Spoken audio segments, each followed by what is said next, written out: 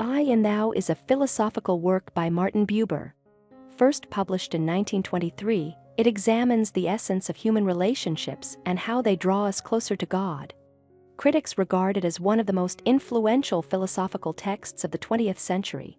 Scholars of history and intellectual thought often describe Buber as a modern prophet. He was a writer and philosopher renowned for his contributions to religious existentialism and the philosophy of dialogue. Prior to World War II, Buber established the Central Office for Jewish Adult Education in Germany, responding to the Nazi government's ban on Jews accessing state-funded education. In I and Thou, Buber presents a range of ideas, but his central argument revolves around how we find meaning in our own lives and in the lives of others through the relationships we cultivate. Human connections guide us toward God and reveal the true purpose of life. By consciously choosing how we communicate and clarifying our intentions, we shape our realities.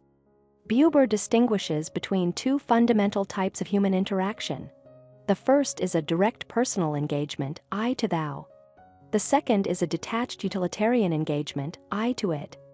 Relationships with objects are impersonal and one-sided, while interactions with other people open the possibility for mutual exchange of thought and spirit. When we truly listen and respond to someone, we recognize them as our equal as thou. This requires reciprocity. Even brief encounters like making small talk at a bus stop reveal shared humanity and foster a collective human identity. These fleeting moments, Buber suggests, are deeply liberating.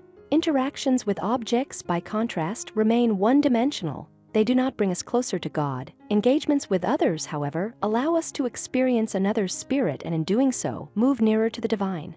Buber emphasizes that accumulating as many interpersonal experiences as possible nurtures our spiritual awareness far more than surrounding ourselves with machines, possessions ever could.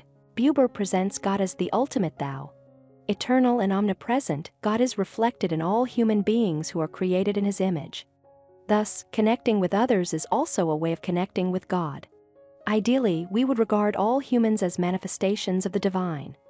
Yet too often, we treat people as objects and privilege our relationships with things.